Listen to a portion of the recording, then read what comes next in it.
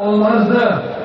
Mustafa Kemal Atatürk'ün yurtta barış ve dünyada barış söz içtenlikle bütün yurttaşlarımın dikkatini sunmak istiyorum.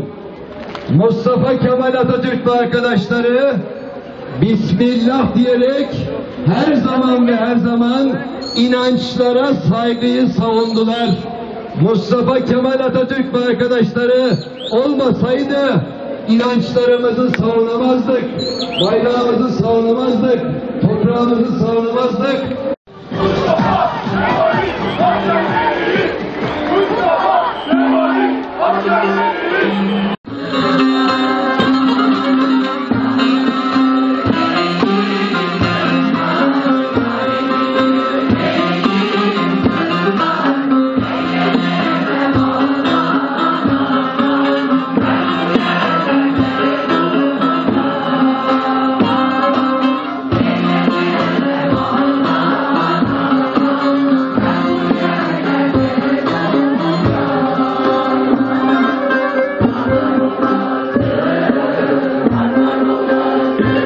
Anmak için, unutturmamak için, çünkü bunu unutturmaya çalışanlar var ve biz buna karşı çıkıyoruz.